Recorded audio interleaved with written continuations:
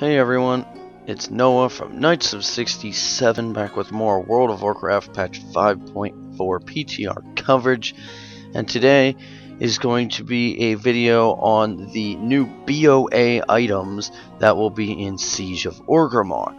Now this is a very interesting thing that I have been very excited about, so let's go ahead and get underway. So if we go in the dungeon journal here and we go to Siege of Orgrimmar. Now, first thing you'll notice is that they've added a new loading screen icon for Siege of Orgrimmar, this Dark Heart of Yissaraz, right next to Garrosh's Inner Throne. So very cool.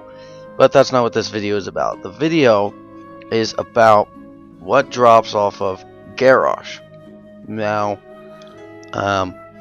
these are new BOA raid weapons that will only drop off of Garrosh, and they will only be available on Flexi difficulty and above, so you will not be able to get them on LFR, which I like because that promotes people to go a step above LFR if they want something a little extra special. Now, these heirlooms are very cool. They have one that is each type of weapon, and they all look like classic PvP items, at least from the Horde perspective, except slightly remodeled.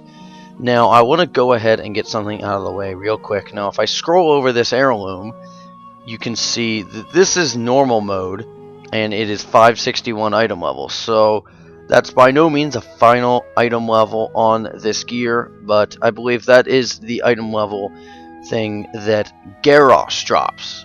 I believe he is about 8 item levels above, maybe not that many, maybe 6 item levels above what the rest of the raid drops.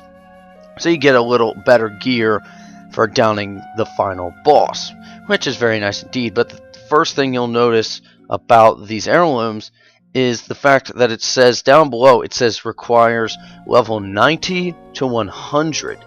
Now this is very interesting because of the fact that we are not level 100. So what does this mean? Well, I think it speaks for itself in saying that the next World of Warcraft expansion, whatever it may be, we will reach level 100 at long last. Now, I doubt Blizzard would think 2 expansions ahead, because that seems a bit weird. So I feel next expansion, we will level up 10 levels once again for the first time since Wrath of the Lich King.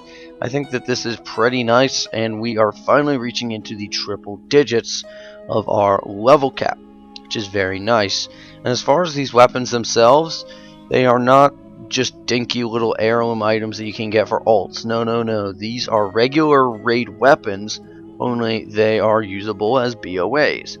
So after this expansion is said and done and we move on to the next one and we're leveling from 90 to what I would assume to be level 100, we can use these in our leveling process. Because how many times has it happened to you in a previous expansion where you've gotten a really good kick-ass, really cool looking piece of gear, and then the next expansion you have to replace it with some shitty green or blue item just from questing? I know that happens just about every expansion, and that's why I'm really excited about these heirloom weapons, is you can keep them all the way until you're max level and you find something better from a raid or dungeon once you're level 100. I think that's really cool, because at that point, if the things scale up, the armor stats, it really doesn't matter what the item level is, even if that doesn't scale up. As long as the stats are good and they scale up with you, there's really not much to worry about. So, and like I said, these look like classic Horde PvP weapons from back in vanilla. I'll go ahead and show them off. So this is the Hellscream's Decapitator. It looks just like that one PvP axe for those of you that played Horde back in the day, such as I did. It's basically just a reskin of the old weapon. Well, it looks very cool. Then there is this huge polearm, which is basically looks the exact same, only it is a lighter color. Very cool. Then there's Hellscream's Cleaver, which you can two-hand. So again, looks the exact same. And these are very simplistic designs because they were back in vanilla. So these daggers are about as simple as it goes. They are very, very simple daggers.